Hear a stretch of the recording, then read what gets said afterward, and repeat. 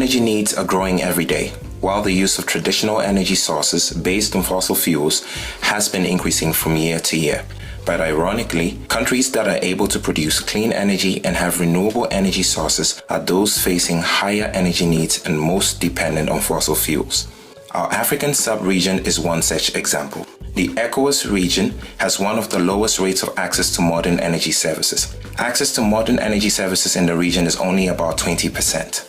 However, the region has a hydropower potential of about 23,000 megawatts, where only 16% have been exploited. This demonstrates the lack of energy resource exploitation in the region, especially in a region that also has a vast potential for solar, wind, and bioenergy, which could be harnessed to meet the needs of citizens in the region, increasing access to modern, clean, and sustainable energy services.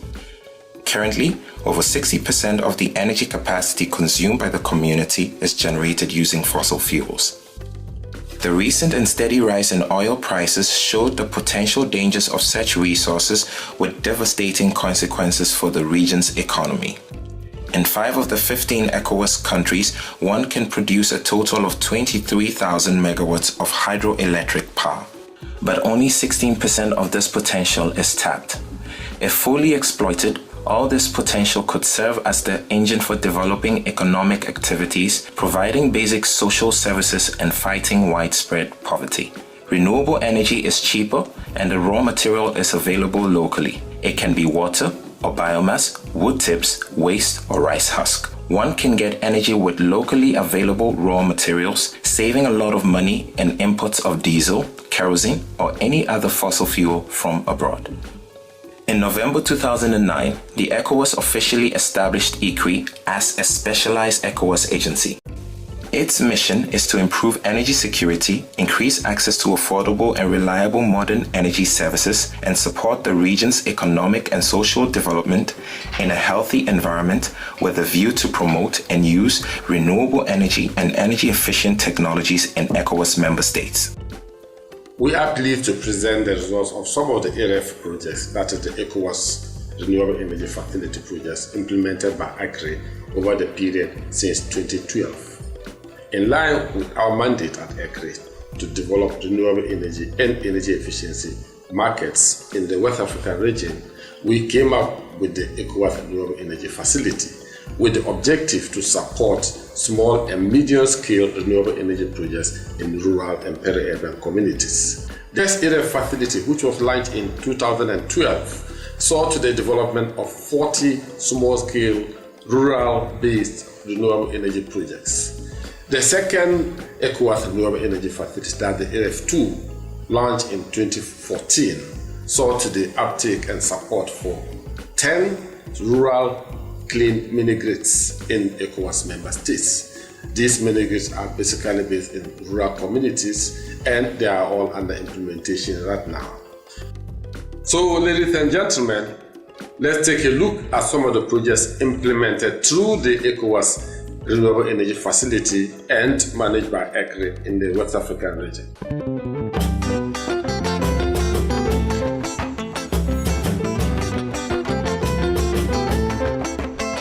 In Guinea-Bissau, only 2% of the population has access to electric network. Most of the population depends on biomass as fuel for cooking and also for satisfying their energy needs. The most used method for cooking so far is the traditional 3-stone fire. This type of stove is not only inefficient but also dangerous. The introduction of modern cooking stoves will reduce biomass consumption, therefore protecting human health and the environment, which will minimize the damage caused by deforestation. The demand for wood becomes a hard task since firewood is becoming scarce. Traditionally, it is usually young girls who travel sometimes 5 kilometers for 3 hours to gather wood, and this inevitably affects their performance in school. An experimental project funded by EREF in collaboration with the locals has the purpose to teach and train 4 groups of improved stove producers, each group consisting of 5 people. A total of 20 professionals were trained to produce, divulge, and sell portable stoves made of wood in the surrounding areas and markets. Tivemos uma formação aqui, que foi financiada pela MOA, no quadro do Programa Regional de Biomassa e Energia, do MOA. que formou artesãos. E esses fogões minerados têm muita procura agora. Mesmo as mulheres, nossas mulheres que temos na casa, tendo esses fogões, faz poupar a lenha. Mesmo as 3 pedras que utilizamos antes têm já um formato já diferente. E esses fogareiros, que chamamos fogareiros, foi melhorado em que pode ter um rendimento de mais ou menos até 30-40% por ano. Não precisa colocar tanto carvão para fazer a coisa. In addition to the economic gains and efficiency, the project focuses on engaging women as direct beneficiaries and also focuses on improving their skills to promote local entrepreneurship. In spite of all the economic and social benefits for low-income families, this project will prevent the emission of 7,200 tons of CO2 per year.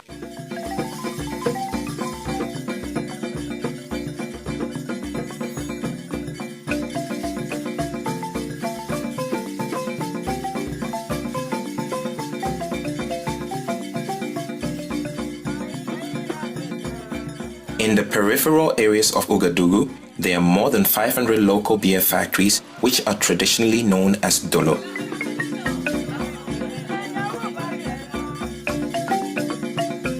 These factories require large amount of firewood for cooking. This wood comes from the Ouagadougou forest and its high demand causes degradation and deforestation in the region.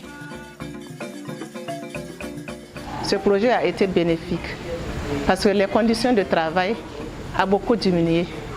Et vous voyez, les conditions aussi d'hygiène ont été améliorées. According to data available from 2004, production of dolo amounts to 35 million liters per year, and the consumption is around 21,000 tons of wood. The production of dolo represents 15% of the national demand for wood. Avant, nous on utilisait le bois pour la préparation du dolo. Et vous savez que le bois est la source d'énergie principale pour notre pays. Et le bois se fait de plus en plus rare. Les dolotières contribuent à dévaster la forêt. Nous consommons plus de 80% de bois d'énergie pour la préparation de la bière de mil. Avec le bois, il faut être à côté tout le temps. Mais avec le gaz, il n'est que 2 heures du temps, 2 heures et demie du temps, vous avez déjà fini votre travail. Pour un camion de bois, il faut déployer 250 000 francs pour préparer 5 ou 7 préparations. Mais avec un chargement de gaz de 10 bouteilles, nous préparons 2 fois à la place d'une seule fois pour le bois. Donc on peut dire que le gain a augmenté. In addition to destructive influence concerning the environment, it also leads to public health problems caused by the smoke inhaled by the manufacturers and people who live close to the factories. Les conditions de vie ont été améliorées par la santé. Je me trouve auprès d'un foyer qui est en activité, mais vous ne sentez pas la chaleur, vous ne sentez ni la fumée, ni rien. Les gaz à effet de serre qui polluent la nature, qui contribuent à la dégradation de l'environnement, à la déforestation et aussi au changement climatique. Moreover, the wood prices are extremely high, which impacts the profit resulted by local beer sales. In Ouagadougou, local beer production causes serious environmental, health, and economic problems. However, the local beer production is traditionally performed by women who are the primary victims of this method of beer production. The improvement of the manufacturing industry will also have effects regarding gender and women's empowerment. Ce projet qui peut apporter à nos membres à améliorer leur vie, premièrement, c'est d'augmenter leurs gains, leurs bénéfices. Et deuxièmement, c'est améliorer leur santé. Mais avec le gaz, on ne sent pas la flamme. Et encore, l'hygiène. C'est très propre. Encore le temps. Parce qu'une dolotière, elle est trop mouvementée. Donc, si le temps est court, tu finis ton travail et tu peux faire autre chose. Donc, tout ça, ça a permis à améliorer vraiment les conditions de vie de la dolotière bénéficiaire de ce projet.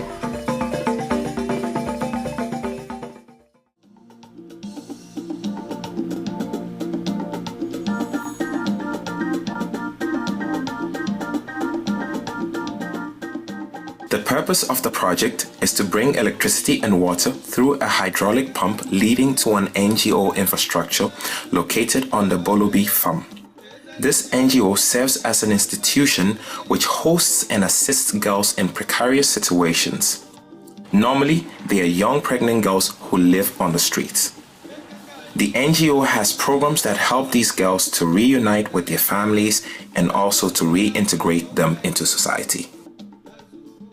Ce projet Saint-Martin-de-Porez, de l'ONG Saint-Martin-de-Porez, c'est d'accueillir et d'héberger les filles mères de la rue avec les bébés. Donc sortir les filles de la rue pour éviter qu'elles quittent la prostitution, qu'elles quittent la drogue, mais aussi les sortir avec leurs bébés pour éviter une mortalité infantile extrêmement forte. Donc l'objectif c'est de sortir et les bébés et les filles mères de la rue pour leur trouver un site d'accueil et d'hébergement, les restaurer psychologiquement et les réinsérer non seulement en famille mais dans la vie socio-économique. Il y a souvent les filles qui viennent ici. Les filles, pardon, ils l'accueillent dans la rue, qui viennent rester. Je suis là pour les surveiller. Ma maman est quittée à Sadia, est venue me voir. Quand ma maman est venue me voir, ma maman est contente. Quand ma famille est voir, toute ma famille est contente. Dans l'IA, ma maman m'a appelé, ma maman est contente, tout ça. The president of this NGO, and he talked to me about the problem they have to have access to water and electricity in this center. So I decided to help them and found financement to achieve this project. It's like that I applied to EREF. The aim is to bring electricity through photovoltaic solar panels for residential lighting and for powering a water pump. The electrification project will guarantee security and allow people to study at night and have access to radio and television. As a result, they will live in comfort by using highly energy efficient equipment such as LEDs, CFLs, radios, TVs, and fridges. Another result would be the creation of a meteorological database using the photovoltaic technology, installation of a solar pump for access to drinking water, and improving irrigation systems. If we didn't have this financement, we couldn't achieve to realize this project because they need a lot of money to do something like that. And sometimes people are not confident to solar systems, they don't know. So sometimes they hesitate to send a lot of money in a kind of project like that. And thanks to ECREEE and EREF project financement, we achieved to do that.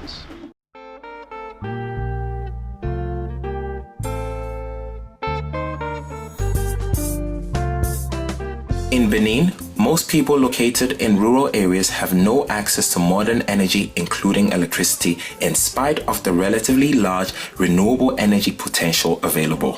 In fact, the hydroelectric potential is 624 megawatts, and solar radiation studies show a monthly average of daily radiation ranging from 3.9 kilowatt hours per square meter in the south and 6.1 hours per square meter to the north.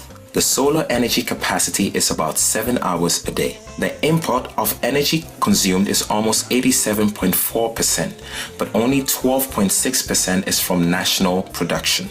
This project is intended to ensure minimum energy services by providing solar kits for villages that require some knowledge regarding solar system maintenance, contributing to the durability of the equipment, which will eventually guarantee investment. Nous sommes venus électrifier un espace rural communautaire pour le village de Madjé. Ce village n'a pas d'énergie, n'est pas doté d'énergie conventionnelle. Donc on utilise les énergies renouvelables, c'est-à-dire l'énergie solaire, pour doter ce village d'un service énergétique minimum. This project will provide the following advantages. Ce qu'ils peuvent faire avec cette dotation aujourd'hui, ils peuvent charger leur portable, ils ont droit à l'éclairage, ils ont droit à un réfrigérateur solaire, ils ont droit également à l'Internet, à un poste informatique où il y aura de l'internet rural et de la télévision également.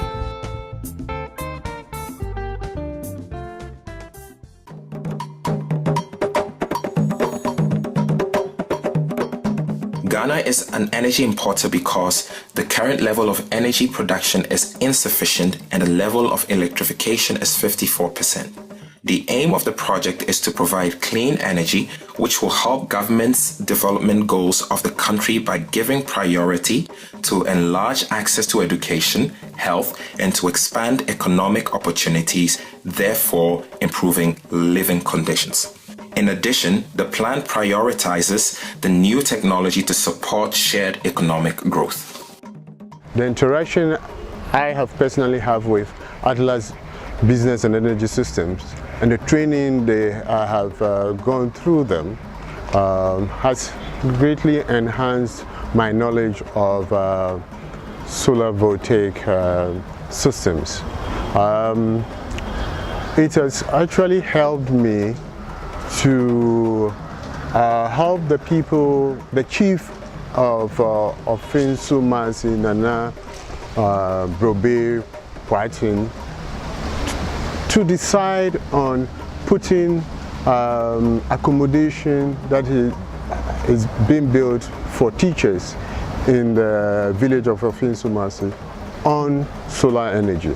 The main purpose of our project is to promote solar technology and give trainings to individuals and stakeholders who want to have the system in their houses and everybody who wants to know much about the technology. ECREEE fundings, everything that you go through is through principles and well-established regulations. Nobody goes through the back door, no matter who you are.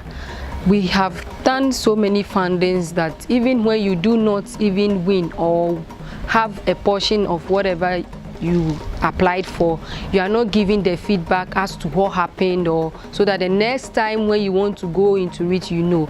But with ECREEE fundings, as soon as you try your best to put in the application, irrespective of the size of your company, where you are located, the country or wherever it is, they take the risks and then come down to your level to know actually what you need and what to do for you.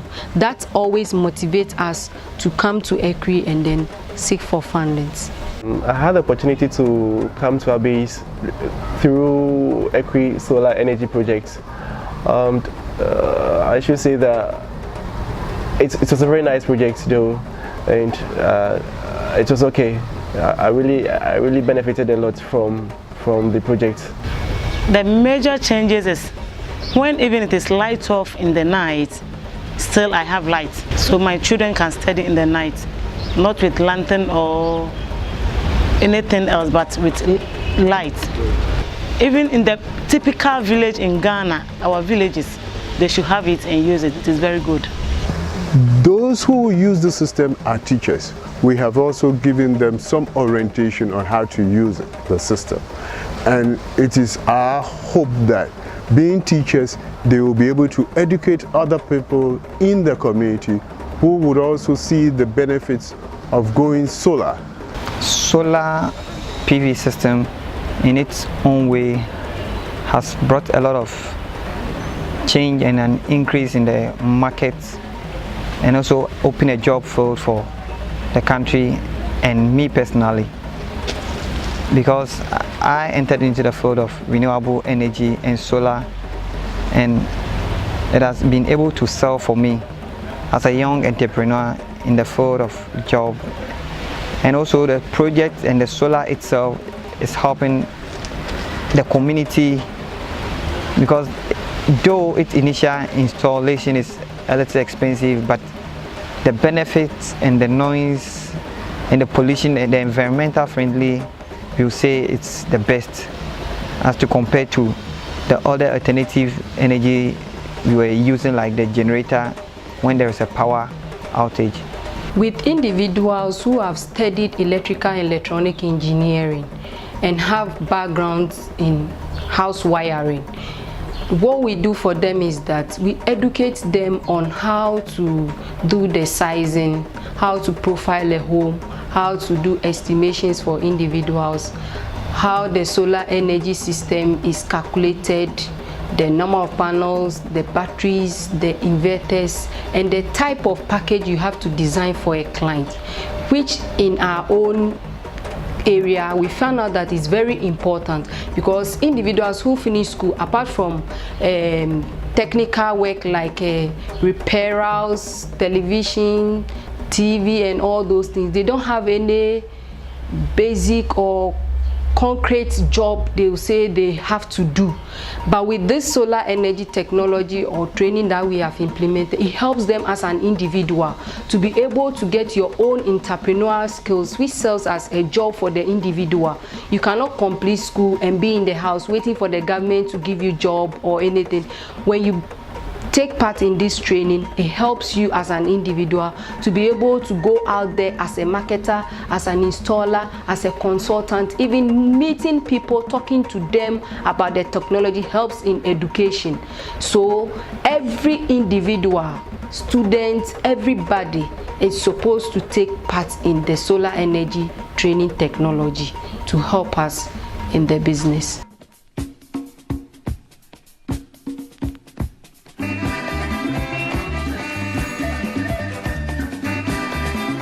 The River No. 2 community on the shoreline of the West Peninsula area bordering Freetown, the capital of Sierra Leone, has about 1,000 inhabitants and an ecotourism complex that serves 7,000 to 10,000 visitors a year.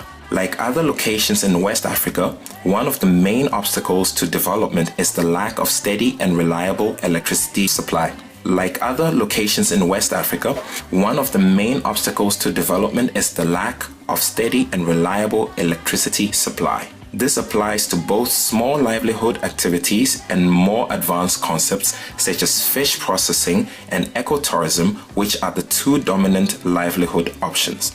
Energy supply, or the lack thereof, has negative impacts on community infrastructure such as health centers, schools, etc. The main purpose of this project is to see how best we can alleviate poverty and to improve on the standard of living and the development status of this community at River No. 2. The motivation lies exactly on ecotourism because of the spirit they have in electricity, and the need for electricity support in the village was really minimal. So I thought it fit that we should apply for improvement on our electricity facility in the community. Until then, public energy supply was not available and the population depended on diesel and firewood generators, which are both expensive and harmful to the environment, considering that the firewood collected from the nearby forest reserves contributes to deforestation and degradation and hence global warming.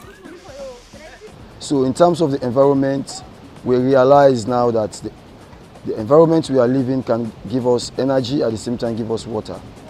So that's a very good start point of what we are saying here. If you want to do tourism, you need to equip water, lights, because if you don't have those facilities, I don't think you can be able to do tourism. Like before, we are not having light, but during the coming of this light, we make a lot of income generating, because some of us can buy freezers, some of us can buy other electrical appliances that we can make money out of this light. Yes, the projects have helped me, because during the days that the village was dark, we are not having electricity. We are going all the way to other villages to get electricity to charge even our phone or using our electric appliances. So the projects have really helped us, and they have really helped me personally, and I enjoy it very well. The West Peninsula area consists of mountainous areas with peaks of 971 meters. The project consists of establishing decentralized water supply systems through the construction of mini dams and storage facilities. In the case of the River No. 2 community, the dam drop rate for storage facility is 70 meters. It can be used to generate electricity through a small hydroelectric power installation by means of a second pipeline. There are 3 rivers that maintain flow throughout the year within a 3-kilometer radius of the community, and each has a potential to provide hydroelectric power. Now we have pipe-borne water and we have lights, and then people benefit this light and they pay small things. Constant electricity supply will contribute significantly to the region's development, helping to create small fish processing industries, maintenance of refrigeration facilities, and adoption of the modern processing techniques for the canning industry. In addition to serving the tourist facilities along the beachside on the West Peninsula area, the installation will also serve as a showcase for improving electricity supply to other communities around the western part of the peninsula and Freetown City. I recommend that because if other communities have the same project and can have the same electricity, then I think it's a better thing for the country.